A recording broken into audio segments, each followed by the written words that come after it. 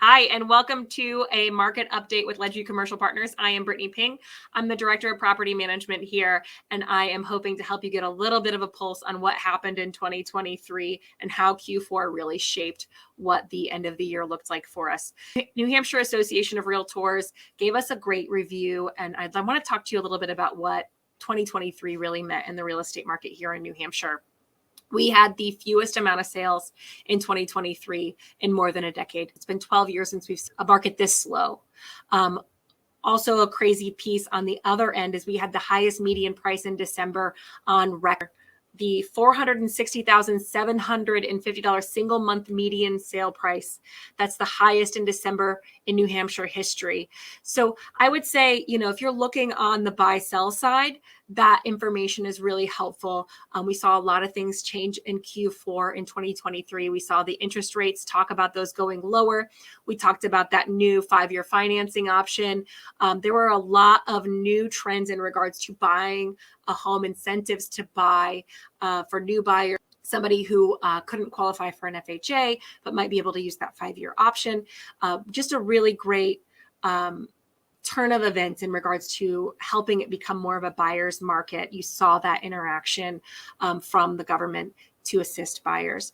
On the other side, when you're looking at investment standpoint, what that means is that prices have continued to rise, which means market rents are continuing to stay high. They're not falling, but especially because the amount of inventory is so low and the affordability index is so low or so high. So 66% of New Hampshire residents cannot afford the level of the market. And we saw that on the market rental side.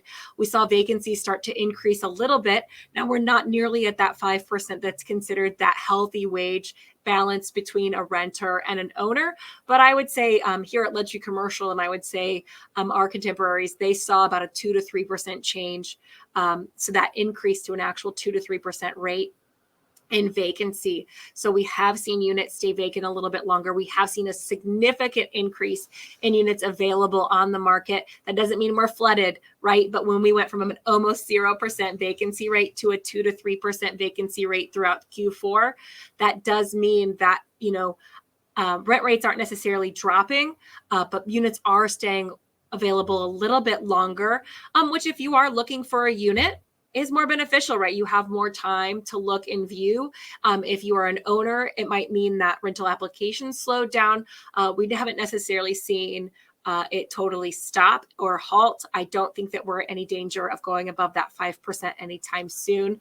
But just there were some changes. It was a little slow, but everything's a little bit cyclical in our industry. And so I think that what the end of 2023 looked like really gives us some hope for 2024. We've already seen things start to pick up in regards to how fast units are moving from a vacancy side in 2024. We are starting to see, New Hampshire in general staying right around that 1 month of inventory, a little bit over the 1 month of inventory. So we're hoping for some more good news, maybe starting to change the trend a little bit for potential buyers. Sellers, I don't think that things are changing so fast where if you're interested in selling your buildings or selling your home in 2024, that you're making, a bad choice. As always, we're going to recommend that you reach out to a professional, get an analysis, talk to your tax professionals and see if it really is the right choice for you. But 2024 is looking pretty solid. And that's just because of the way 2023 ended for us. Very low inventory and, it's the affordability point. A big piece that I want to talk to you about in regards to affordability and the things that the state is tackling is this, we use affordability, but it's a HUD definition. It's from Housing and Urban Development. And so the actual developers that are focusing on affordable development and being incentivized by the state through grants is starting to increase. We are seeing legislation come out to provide more money for that fund. And so hopefully we'll see some more specifically affordable housing units to kind of help that, poverty level accessibility. And then also in general, we're seeing a lot of movement to get to the root cause of our housing affordability crisis, which is we need more housing. So there are incentives. We're continuing to see legislation, again, talking about property rights, allowing an owner of a single family, something that's zoned single family, to convert it up to a fourplex. We're talking about allowing that buffer between town zoning ordinances. If someone wants to appeal and says you didn't stick to the 5 criteria and you denied my ability to create more housing based on personal preference and not necessarily strict zoning requirements.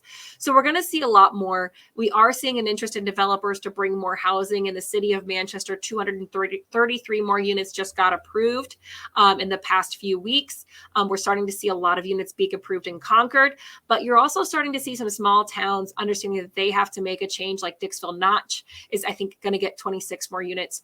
So really, from a real estate perspective, you've got the right now situation where we have super low inventory, but we are seeing the state take some action to increase the amount of affordable housing units and in general, the amount of housing units that are available for purchase or sale here in New Hampshire. And ultimately, that's going to be what alleviates us and the price restrictions, which are pushing everything way up from rents to purchase prices.